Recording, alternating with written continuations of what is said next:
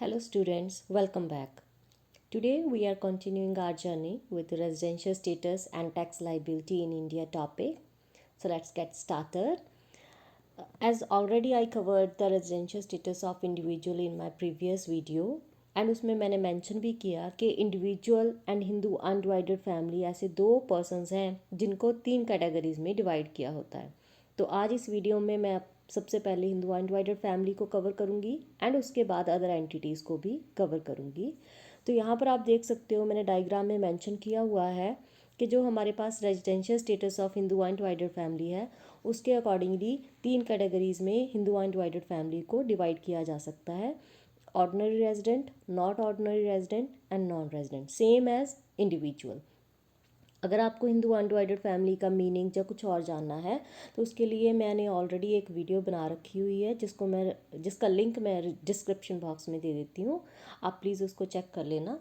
और इसके अलावा इसमें वैसे मीनिंग जानने की इतनी ज़रूरत नहीं है। आपको बेसिकली जानना क्या है कि residential status of Hindu undivided family हमने कैसे डिटर्मिन करनी है। तो इसको डिटर्मिन करने के लिए हम लोग देखते हैं नेक्स्ट स्लाइड। तो इसमें आप देख सकते हो कि residential status of Hindu undivided family जो है तीन कैटेगरीज के अकॉर्डिंगली हमने कंसिडर करना है। तो सबसे पहले ऑर्डिनरी रेजिडेंट अगर मानना है तो मेन चीज़ सबसे पहले हमने क्या देखनी है। जैसे इंडिविजुअल में हम लोग देखते हैं थोड़ा सा सिमिलैरिटी है बट डिफरेंस भी है, क्योंकि हिंदू अनडिवाइडेड फैमिली का अगर हमने अकेला रेजिडेंसी चेक करनी है कि वो इंडिया की रेजिडेंट है कि नहीं है हिंदू अनडिवाइडेड फैमिली, तो सबसे पहले उसका control and management of affair जो है वो देखा जाता है कि क्या वो पूरी तरह इंडिया से है या फिर आधा भी इंडिया से है। तभी उसको हम लोग जो है कंसिडर करते हैं कि ये रेजिडेंट है। अब इसको ऑर्डिनरी रेजिडेंट कंसिडर करने के लिए क्या करना है, हमने चेक करना है कि जो उसका हेड है जिसको हम लोग कर्ता बोलते हैं, हिंदी में मुखिया बोलते हैं, तो उसकी रेजिडेंशियल स्टेटस के बेस पर हिंदू अनडिवाइडेड फैमिली को ऑर्डिनरी रेजिडेंट कंसिडर किया जाएगा। अब उसके लिए क्या है, सेम वही कंडीशंस जो पीछे मैंने आपको इंडिविजुअल्स के लिए बताई हैं ऑलरेडी, कि एक तो बेसिक कंडीशन तो ऑब्वियस वो कर्ता कंसिडर किया ही होगा कि वो रेजिडेंट ऑफ इंडिया है।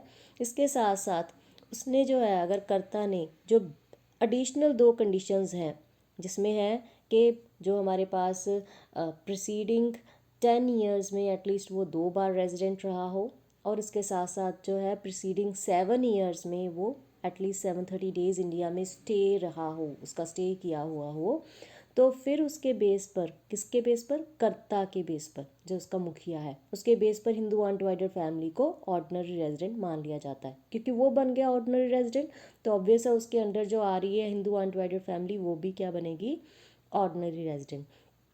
एंड नॉट ऑर्डिनरी रेजिडेंट कब बनेगी, अगर जो करता है वो अगली वाली जो हमारे पास 1+1 मतलब एडिशनल कंडीशंस जो दोनों की दोनों दे रखी हुई हैं वो कोई भी नहीं फुलफ़िल कर पा रहा है या कोई एक नहीं फुलफ़िल कर पा रहा है, तो फिर जो है वो करता भी नॉट ऑर्डिनरी रेजिडेंट माना जाएगा और उसके अंडर आने वाली HUF भी जो है वो नॉट ऑर्डिनरी रेजिडेंट मानी जाएगी। सिर्फ और सिर्फ ऑर्डिनरी रेजिडेंशियल स्टेटस के लिए ही चेक किया जाता है कर्ता के स्टेटस को, जो हिंदू अनडिवाइडेड फैमिली को कंट्रोल कर रहा है। इसके अलावा अगर नॉन रेजिडेंशियल स्टेटस देखना है तो हमारे पास हिंदू अनडिवाइडेड फैमिली का अगर control and management of affair पूरी तरह से इंडिया से बाहर है तो फिर जो है रेलिवेंट प्रीवियस ईयर में, तो फिर जो है वो हिंदू अनडिवाइडेड फैमिली एक नॉन रेजिडेंट ऑफ इंडिया मानी जाएगी। अब आगे सबसे पहले मैंने यहाँ पर एक्सप्लेन किया है कंट्रोल एंड मैनेजमेंट क्या होता है, उसका मीनिंग, जहाँ इसमें डिसीजन मेकिंग कौन से होते हैं जिसकी वजह से इसको कंट्रोल एंड मैनेजमेंट कंसिडर किया जा सकता है। तो सबसे पहले it's refers to controlling and directing power the head and the brain of the entity. जिसके पास हेड एंड ब्रेन मतलब जो इम्पॉर्टेंट डिसीजंस ले रहा है उसी को कंट्रोल एंड मैनेजमेंट माना जाता है। इसमें डिसीजन मेकिंग कहा जाता है वाइटल डिसीजंस जो कि हमारी एंटिटीज़ के लिए ज़रूरी होते हैं। तो ये हमारे पास कंट्रोल एंड मैनेजमेंट की डेफिनेशन है और इसका इम्पैक्ट सीधा हमारे रेजिडेंशियल स्टेटस के ऊपर पड़ता है इन डिफरेंट एंटिटीज़, चाहे वो हिंदू अनडिवाइडेड फैमिली है या फिर अदर एंटिटीज़ हैं। तो नेक्स्ट ये हो गया हमारा हिंदू अनडिवाइडेड फैमिली का टॉपिक कवर। ठीक है। नेक्स्ट है अब हमारे पास residential status of other firms.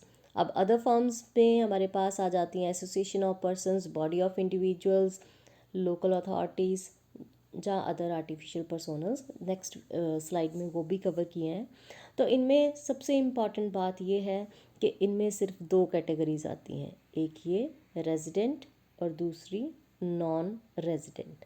मतलब ये जो एंटिटीज़ हैं वो सिर्फ और सिर्फ या तो रेजिडेंट बन सकती हैं या फिर non resident. They cannot claim the status of not ordinary resident, ठीक है। तो ये तो बन ही नहीं सकती है।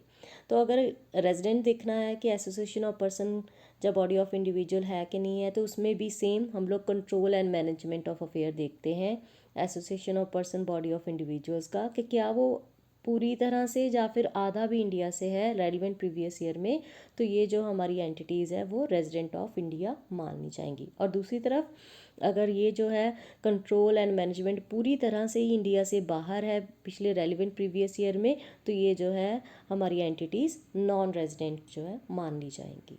सिंपल। नेक्स्ट सेम अदर जो हमारे पास एंटिटीज़ हैं, चाहे वो लोकल अथॉरिटीज़ हैं, चाहे वो आर्टिफिशियल जुडिशियल पर्सन्स हैं, इनको भी दो ही कैटेगरीज में जो है डिवाइड किया हुआ है। कौन कौन से?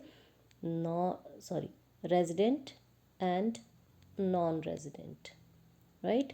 तो सेम इनका कंट्रोल ऑफ एंड मैनेजमेंट जो है उसका टेस्ट किया जाता है। अगर कंट्रोल एंड मैनेजमेंट पूरी तरह से या फिर आधा भी इंडिया से है, तो इन दोनों कैटेगरीज की जो है रेजिडेंट स्टेटस माना जाएगा। अगर जो कंट्रोल एंड मैनेजमेंट पूरी तरह से इंडिया से बाहर है, तो इन दोनों कैटेगरीज को जो है चाहे लोकल अथॉरिटी चाहे आर्टिफिशियल पर्सोनल है, उनको नॉन रेजिडेंट जो है माना जाएगा। तो ये हो गया हमारे पास सिंपल। आगे है कंपनीज़ का। नो डाउट ये भी अदर एंटिटीज़ में ही आते हैं। इनके पास भी सिर्फ दो ही रेजिडेंशियल स्टेटस होते हैं, एक तो एक कंपनी रेजिडेंट बन सकती है या फिर नॉन रेजिडेंट बन सकती है। बट बाकी एंटिटीज़ से थोड़ा सा डिफरेंस है इसमें। कैसे? अगर रेजिडेंट ऑफ इंडियन कंपनी ही होनी चाहिए, अगर रेजिडेंट कंपनी ने तो इंडियन ही होनी चाहिए। दूसरा, इसका मैनेजमेंट एंड कंट्रोल जो है वो पूरी तरह से इंडिया से ही होना चाहिए। अब पिछले वाले जो जितनी भी एंटिटीज़ हैं उसमें मैंने आपको क्या बताया, चाहे आधा भी है, यहाँ पर आप देख सकते हो पहले पॉइंट में, पूरी तरह से होली या फिर पार्शियली सभी कैटेगरीज में, तब भी इनको जो है हम लोग रेजिडेंट ऑफ इंडिया मान रहे थे। लेकिन कंपनी के केस में क्या है, सिर्फ और सिर्फ अगर पूरी तरह से इंडिया से इसका मैनेजमेंट एंड कंट्रोल है, तभी इसको जो है हम लोग इंडिया की रेजिडेंट कंपनी मानेंगे। एक तो इंडियन कंपनी, दूसरा इसका मैनेजमेंट एंड कंट्रोल पूरी तरह से इंडिया से, और दूसरा नॉन रेजिडेंट तो ऑब्वियस अगर आधा या पूरा भी जो है हमारा आउट ऑफ इंडिया कंट्रोल है, मैनेजमेंट या कंट्रोल है, तो हमारी जो कंपनी है वो नॉन रेजिडेंट मानी जाएगी। एक यहाँ पर मैंने आपको बता रखा हुआ है कि इसका its place of affect management in India at any time. Affect management वही होती है कि जहाँ पर की डिसीजंस लिए जाते हैं, मैनेजमेंट एंड कंट्रोल, ठीक है। तो कंपनीज भी दो कैटेगरीज में ही रेजिडेंशियल स्टेटस पर बेस्ड होती हैं, रेजिडेंट कंपनी या फिर नॉन रेजिडेंट कंपनी। नेक्स्ट है हमारे पास इम्प्लीकेशन ऑफ रेजिडेंशियल स्टेटस। तो इम्प्लीकेशन ऑफ रेजिडेंशियल स्टेटस में मैंने आपको बता रखा हुआ है थोड़ा, ये आगे आपको जो मैंने प्रैक्टिकल कराने हैं उसके लिए जो है हेल्पफुल होगा आपको। आगे मैंने नेक्स्ट वीडियो में इस चैप्टर के प्रैक्टिकल भी कवर करने हैं which are important for 5 marks and sometimes तो फाइनल में 15 मार्क्स का भी आ जाता है।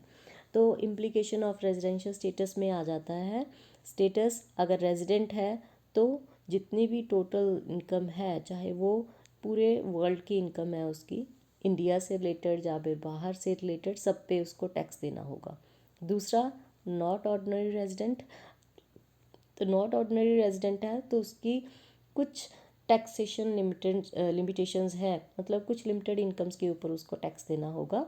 और तीसरा जो है हमारे पास जो नॉन रेजिडेंट है, उसको सिर्फ इंडियन इनकम के ऊपर, अगर उसकी इंडियन इनकम है कोई, उसी के ऊपर उसको टैक्स पे करना होगा इंडिया में। तो नेक्स्ट है हमारे पास की टेक अवेज। तो status determination is very important for tax assessment, जो कि हर एक एंटिटीज़ में वरी करती है। कंट्रोल एंड मैनेजमेंट बहुत इंपॉर्टेंट है डिफरेंट डिफरेंट एंटिटीज़ को जानने के लिए कि उनका रेजिडेंशियल स्टेटस क्या है, एंड टैक्स इम्प्लीकेशन उन्हीं के बेस पर जो है इम्प्लीमेंट होती है इंडिया में, जो भी रेजिडेंशियल स्टेटस डिटर्मिन किया होगा अलग अलग एंटिटीज़ का। तो ये आपका होल क्वेश्चन 15 मार्क्स के लिए इम्पॉर्टेंट है, जिसमें आपको क्वेश्चन आ सकता है कि डिफ़ाइन पर्सन्स या फिर define residential status of person. तो उसमें आपको सभी को डिफ़ाइन करना होगा, चाहे वो इंडिविजुअल है, हिंदू अनडिवाइडेड फैमिली है, चाहे अदर एंटिटीज़ हैं और कंपनीज़ हैं, ठीक है। और इसमें आप जैसे मैंने यहाँ पर किया हुआ है सेम ऐसे कर सकते हो, कंपनी को थोड़ा अलग से डिफाइन कर दो, बाकी जितनी भी आर्टिफिशियल जुडिशियल पर्सनस है, चाहे एसोसिएशन ऑफ पर्सनस है, इन सबको एक कैटेगरी में आप जो है डिफाइन कर सकते हो कि कैसे इनके management and control of affairs के बेस पर इनको जो है दो कैटेगरीज में डिवाइड किया हुआ है। आगे मैं नेक्स्ट वीडियो में इस चैप्टर के प्रैक्टिकल कवर करूँगी। So stay tune and thank you very much for watching this video, and please like, share and subscribe my channel so that आपको important questions जो है इनकम टैक्स के related मैं बताती रहूँ। Thank you.